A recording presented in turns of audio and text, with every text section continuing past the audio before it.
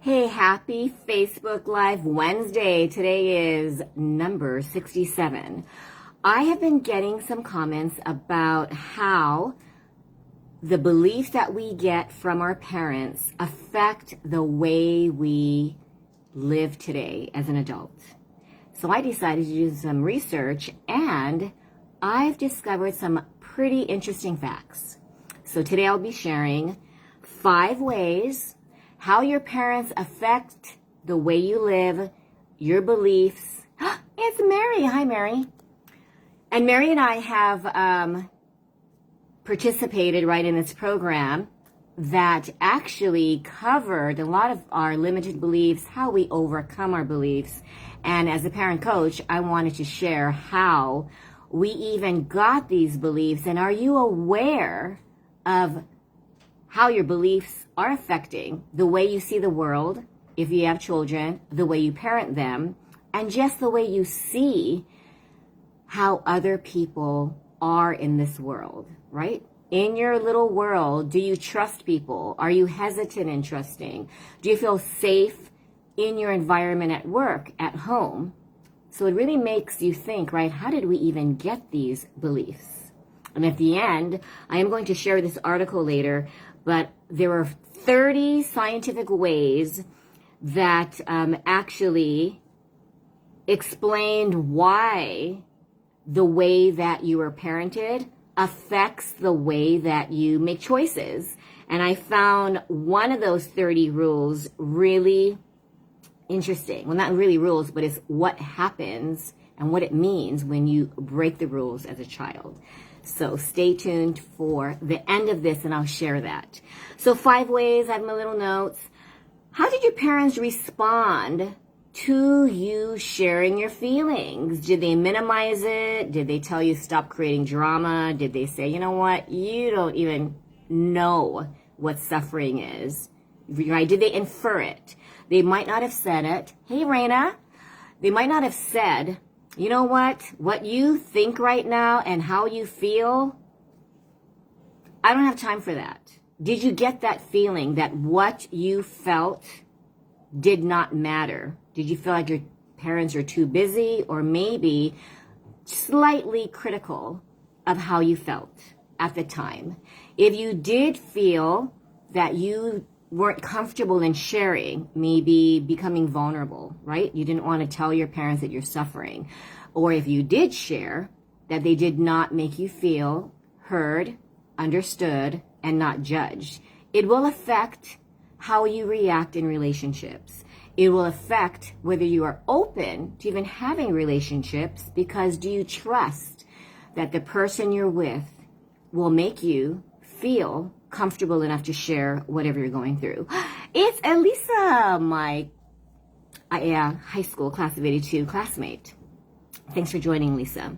So, and that's the whole thing, right? How our parents responded to us sharing our feelings really impacts the way that you act in the work environment. Do you feel comfortable telling your boss that, you know what, I really don't like my job right now, right? Mary shared, yes, life is hard is what I was told growing up.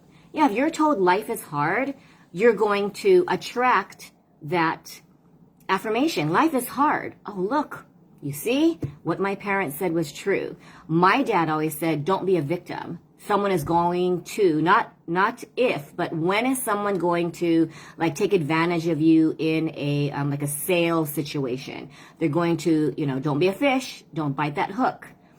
And, when you look at how your parents were raised, then you understand why your parents gave you those messages. I have a friend whose mom said, once you're a mother, your life is over. Does that make her want to become a mom or even view what life as a mother is like, right?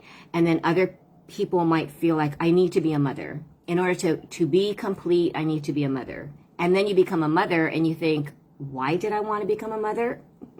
Mary, my sister tells me the same today. Yes, life is hard is an ongoing false limited belief. Another one is money doesn't go on trees, so don't waste money, right? Did you feel safe to share?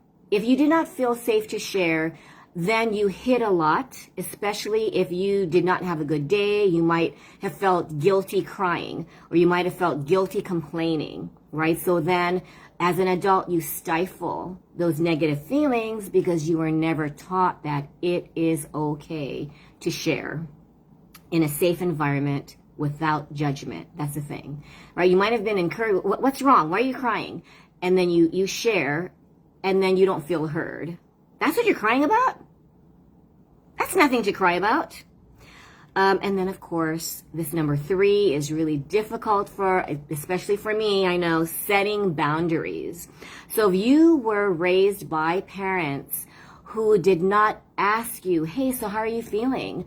Or, being open-minded, did your parents respect and I love this, your personal space? I've had classmates, not you, Lisa, where they knew that their parents snooped. Or if you have, if you're a parent and you're like, what's on that cell phone? Well, who was this texting you? Why did they say this? What do they mean? Then you feel that your boundary was not respected. So you might grow up having a hard time setting boundaries with coworkers, with personal relationships, friends, and your significant other, or even bosses. And sometimes you will take on work that is not your responsibility, but you were never taught how to set healthy boundaries. So if you're a parent, and I believe it's not too late, teach your children how to set healthy boundaries. I tell my daughters, tell me no. I might not like it, but I respect it. And we all need to feel comfortable saying no. It's not just no, don't, I don't, want you to touch me, or I don't want you to hold my hand. I don't want you to fill in the blank. It is also, I don't feel comfortable in taking on that work that is not my responsibility without fearing that you'll be fired or judged as not being a cooperative, member of your work environment. But setting boundaries, that I think is one of the challenging ones. If you have a hard time saying no, maybe it's because your parents never gave you permission to say no, right? A lot of parents operate, and I'm not judging, but they are like, you know what, you do as I say because, I pay the bills here. When you start paying the bills, then you get to make those decisions. Until then, what I say goes. And they really believe that that is the right way to parent. And so my mission, I believe, the pandemic, just our life as it is today, parenting has forever changed. So it's not the new normal, it's the forever changing, right? Which is why a lot of us tend to parent the way we were parented. And we don't even question. We don't even question whether the way we speak to others, the way our minds, right, work. Elisa just said, my mom was always so busy, but made time for me. She would say that family is important. So when you're told as a child that family is important, then you grow up feeling that, you know what? Family is important. Nieces, nephews, cousins, uncles and aunts, grandparents. We are a tribe who supports one another. And then I have other people that I've interviewed who said, my parents are really busy. They weren't there for me. And sometimes you can be an only child. I thought if you were an only child, you grew up spoiled, entitled. And then I come across other only children. Their parents were too busy. They were both workaholics. So you were a latchkey child, right? And you just grew up independently raising yourself. This causes you to be very independent, but you also, right, do you question, like, is there a tribe that will support me? Do I feel supported in relationships, professional, personal? So I'm just putting out there questions to get you thinking, why do I act the way that I do? Why do I have the beliefs that I do? And why, do the decisions I make, choosing a partner, how did my parents influence that? Well, let me tell you what I learned. And I believe this. Let me know, comment if you believe that the way you were parented influenced the partner that you chose. if you know people, nieces, nephews, and you look at the partners they chose. If you want to be in a relationship, in a healthy one, but you were never taught what is a healthy relationship, right? What you witnessed as a child. I was just shocked to learn that, and it makes sense, you could see and witness your parents fighting, but if you saw resolution, that actually made you and even prepared you for future arguments, workplace or personal, and you know how to resolve, or you know that fighting does not mean damaging the relationship. I've been recently, been told that, sometimes when my husband and I argued, we never explained to our children why it was resolved and that it wasn't their fault. So as a little child, I didn't realize. I witnessed my parents fighting and they resolved it, and I never questioned. I thought that's the way life is. You fight, you make up, and then I realized as an adult parent, some children really internalize the fighting that they witness and they believe it's their fault. So if you don't explain, this is one tip that my adult daughters have been telling me, teach parents to explain that the fighting that you do in front of them, and this could be an aunt and uncle fighting. This could be, a disagreement between grandparents or adult siblings and your nieces and nephew, right? They witness it. Explain to them, we're having an argument. It has nothing to do with you, right? You did not cause the argument, and just know that we'll be okay. We might not see eye to eye, but relationships often involve arguing and disagreements, but it's knowing that disagreements result in resolutions. Because if they think that once you argue, it means, oh, they're going to split up, or oh, they're not meant to be together. So I did post a link to it's called an attachment. Do you know that your parents influence your attachment style? So take the quiz and find out, what is your attachment style? I did mine quickly this morning and it said anxious. And I know it's because I've been told, and I'll be vulnerable, once someone gets to know me, they might not want to be with me. And it was just said by one person, in my early 20s. And certain things just stick with you. So my, advice, my hint in establishing and creating healthy relationships is be cautious of the words you use. And of course, always apologize. Be vulnerable. You know what? And I've been doing this a lot lately. I'm sorry I messed up. I did not mean to hurt you. I did not mean to make you feel that way.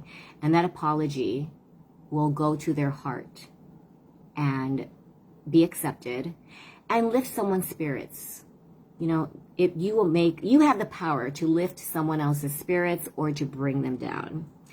And lastly, how did your parents see the world? Did they make you feel, like Mary just shared, life is hard? Then you look around, and whenever you're in a work environment, you expect it to be hard. You expect success or money to be hard to achieve, right? It's like money, am I going to be able to get money?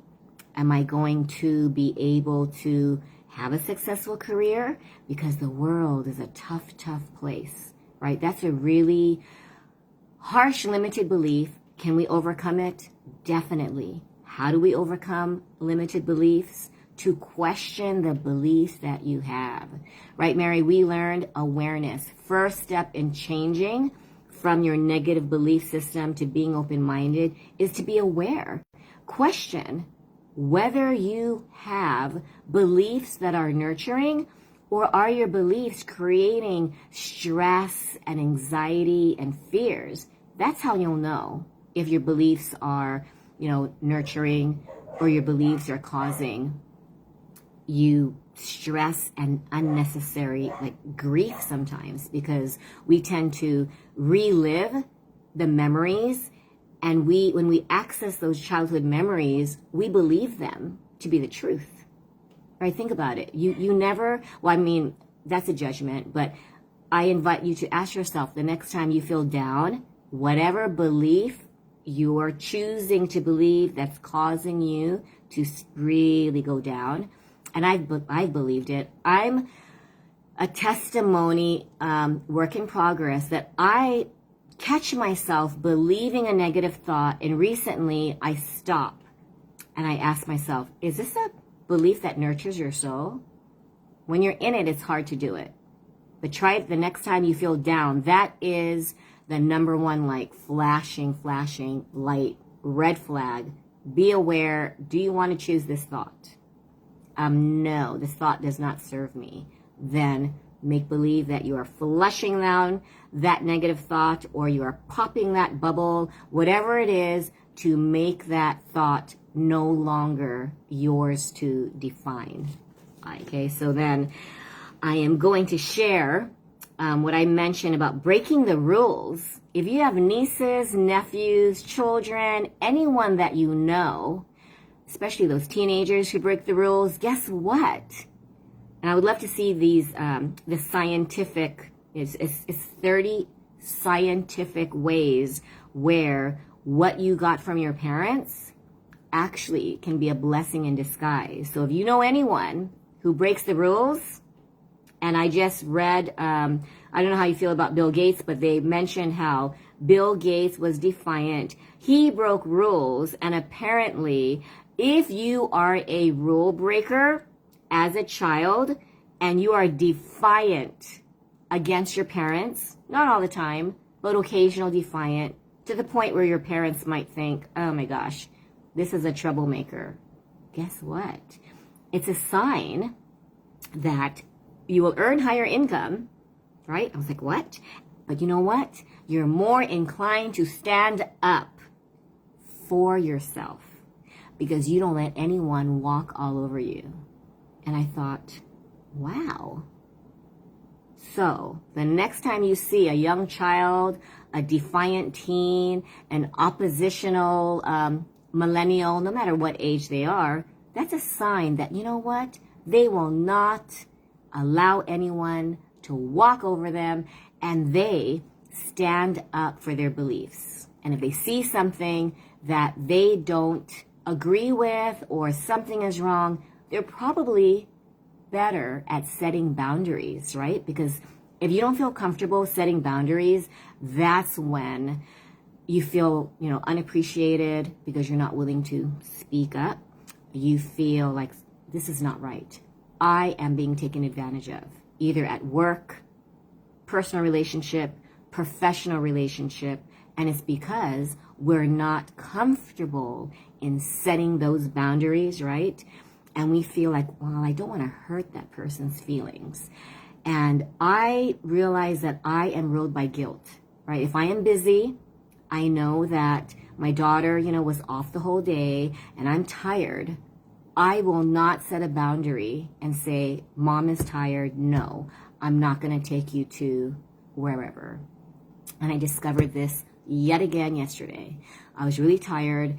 And, when you do something out of guilt, it does not end well, because all of those feelings will affect your mood, will affect the words that you say, and will affect the interactions.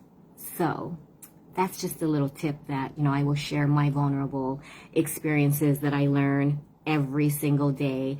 And during these Facebook Lives, or just the things that I share, I'm realizing, wow, like how do I overcome procrastination? As I'm writing an article about procrastination, right?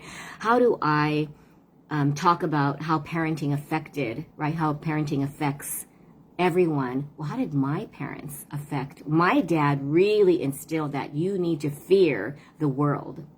So, I really wanted to break that cycle. I was yelled at. I was lectured. I was just told, what are you doing allowing your 10-year-old to ride her bike to ballet? And I live closer. Those of you who are familiar with Milani, I live close to the high school. And so Chelsea at age 10 rode her bike to Rec 1. And it's less than 10 minutes? depending on if you have to hit the red light and stop. And even my friend said, she can get kidnapped. I mean, anything could happen. There's, like sexual predators out there, or someone who will turn her into a victim. And so my dad, when Chelsea told my dad, I have to ride my bike, Papa, and I got that phone call. And I said, Daddy, I am not going to raise my girls to fear the world. And he was silent. And he said, well, you know what? You might regret that. And I said, well, I'm going to train, right? That my girls' minds are open-minded, be aware, but don't be paranoid. Otherwise, you're going to live your life in fear. I mean, my daughter, my older one, Sabrina, she could only ride her bike in my dad's driveway. My parents' driveway. He would back up the cars, and she could only drive in the garage or in the driveway. She could not even venture out on the street. But if you know the inside story, my dad, before he was born, had an older sister, and my grandpa found her dead. She had drowned in a stream. So of course, in your brain is warning you, life is scary. Catastrophes can happen. So you want to minimize that risk by just staying in the safe zone. Well, I'm here to tell you, if you're a parent, you're an aunt, you're a grandparent, or say you're an educator, you don't have to be a parent to help others learn. Just learn how to live life so that you don't live out of fear, out of anxiety, or out of anger. A lot of us have resentment from whatever's been happening throughout our many, many years. At age 56, I'm realizing I'm holding on to a lot of beliefs that no longer serve me. So help others. You don't have to lecture. Do not lecture. That's my default, and I'm learning not to. But ask these open-ended questions that make others think. Well, that's an interesting belief. So you feel that life is hard? What would you be if you didn't think life was hard? What would life be if you didn't have anxiety and worry, if you made the wrong decisions, right? And a lot of people say, wow, if I wasn't nervous, or if I didn't think life was hard, I would probably enjoy life more without worrying. Wow, do you think that's possible? I don't know, because I've been taught by my parents, by my aunt, by my teacher to fear life so that you can be in the safe zone. But is that the way to enjoy life? Do you want to live that way? No, I don't want to. I'm tired of living in fear. I think when you reach your 50s, sometimes in your 40s, right? My daughter just shared, I think in your 20s, you're told you better live life to its fullest, because once you're in your 30s, you got to be serious and live life, responsibly. And now that she's 25, it's like, oh no, I only have 5 years. And I told her, and then people tell me, Karen, look at the 50s as the new 30s or as the new 20s. And then you realize, you know what? We get to make our own rules, guys. It doesn't matter if you're in your 20s and then you need to I got to plan my life, right? And then you're in your 50s and you think, is it too late? When kids tell me in their 20s, I need to know what to do with the rest of my life, my response is to that, I wonder what my life is going to turn out when I grow up. But Miss Karen, you're in your 50s. Yeah, and you know what? I still have a lot of growing up to do, and I can change my journey even when I'm in my 60s, right? When I interview grandparents in their 70s, I love that they say, oh my gosh, you are so young. You have a lot of learning and growing to do. And I think, wow, so surround yourself with people who lift you up, but be the individual that lifts others up with positive insight, positive affirmations. You know what? Did you ever think of saying, I am going to embrace this day and I'm going to live my life today, no matter what, in a state of gratitude, and I'm going to practice being passionate no matter what I decide to do today. It'll change the way you feel. So lastly, I thought this was funny. Social skills in kindergarten If you look at a kindergartner, apparently their social skills will determine whether they're employable and whether they go to college. Interesting, because I'm going to let you know that as a kindergartner, I know you'll find this very hard to believe, but I didn't speak. I was terrified of saying here during roll call. When my teacher called on me, I didn't want to say the answer. I did not. I was fearing hearing my voice. Isn't that weird? And now I'm doing, all of this media stuff and my Facebook lives. And I just thought, I don't want people who have kindergarteners to judge. If you have a shy kindergartner, oh, look, Mary, she was too. And now look at us now. Yes, we are doing our Facebook lives during our private group where we had to overcome limited beliefs. And we did this speaking class, right, Mary, where you had to go live every day and you had a topic to talk about for 5 consecutive minutes. That was scary. But I'm realizing we can change at any age. And we can even overcome our limiting beliefs at any age. So just because they, the psychologist, I've even heard it yesterday, the first 6 years of your life will determine your character, your personality, the way that you live. So parents, you have 6 years, and after that, your child will be the way they are. No, that might be what the scientific study says, but you know what? Your child can have one teacher, one, like their friend's parent or grandma, that'll totally change a limiting belief they have, and it'll change their life. I call her my empowerment coach, Deslyn Hakias on Kauai, and I just met her last March. I wasn't really confident in my social media skills, my public speaking skills, just whether I had anything to offer. And she's been working with me, and believe me, I would not have done this. 100 parenting tips. Those of you who know me, I'm doing 100 TikToks. Parenting tips. Today will be parenting tip number 61. And sometimes I ask myself, am I wasting my time? Am I making a difference? And that doubt, right, enters your mind. I'm here to tell you that what you say, what you believe, and what you do can make an incredible impact on others. So it doesn't matter how you were in the past. You have the power to change, to live life with purpose, to live life with passion, to be productive, but also forgive yourself. The other day I felt so lazy. Yes, even one person reached is incredible. And you have no idea. You have no idea. It could be the grocery clerk. It could be the bank teller. It could be the nurse in your doctor's office. It could be a complete stranger. And you've heard these stories, right? Where someone was about to commit suicide and then their paths crossed with someone who just smiled at them. And they decided, I think I'll live another day. That's how powerful we are. And so 2 last facts, or according to the scientific study, if you're a girl and your mom worked, you have a higher chance not to put down any stay-at-home moms, because I believe that stay-at-home moms, you work way harder oftentimes than a person who works outside of their home. But the study is saying that girls who witness their moms working, right, they have that built, some kind of confidence little thing in them that say, you know what, I can do that. I can do what my mom did. So you're a stay-at-home mom, you can talk about it. You know what? You have, and keep saying this, you have the power to do whatever you want to in life. That one statement can be a life changer.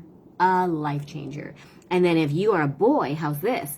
If your mom worked outside of the home, you have a higher chance of spending more time with your kids, or maybe as an uncle, right? You spend more time with kids, and listen to this, you have an increased chance to do more household chores. Yeah, you work around the house more. My cousin in Japan, her husband Her husband's dad was a chef, right? Worked really, really hard. I think the mom and the dad owned the restaurant.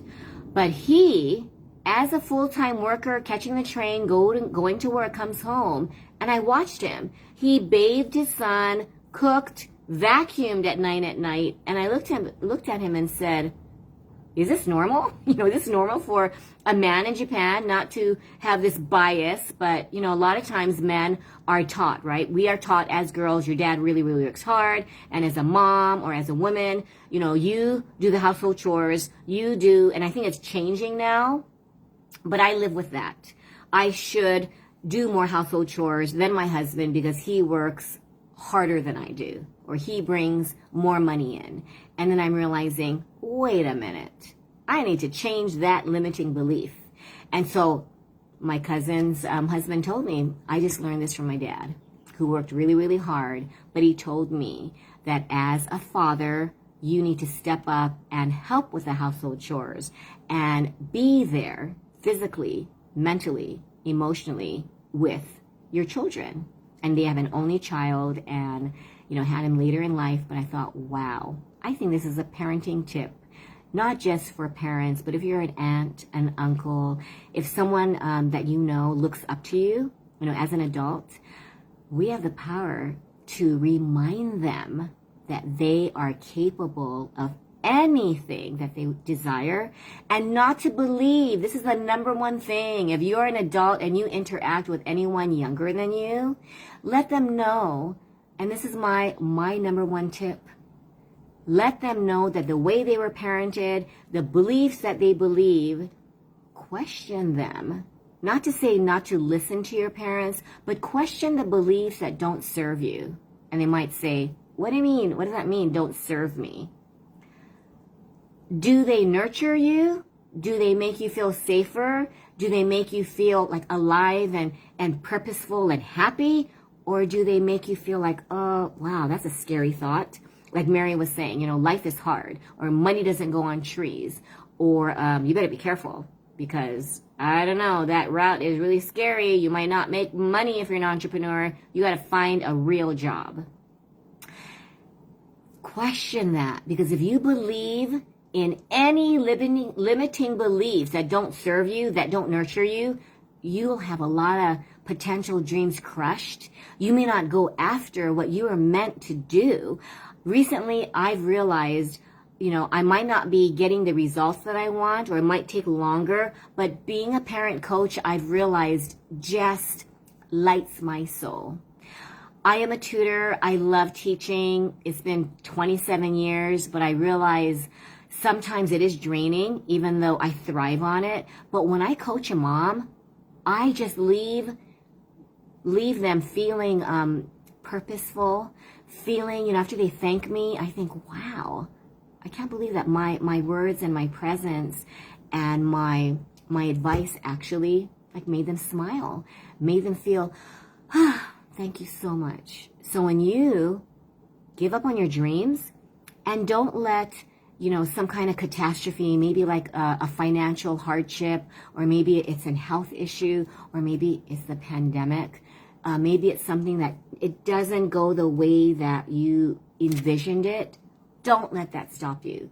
And as an individual, be willing to break the rules and be willing to remind the parents that don't lecture them and don't tell them what to do, but tell them, wow, man, do you know what amazing power you have to influence and really have an impact, a positive impact on your child? And just leave it at that.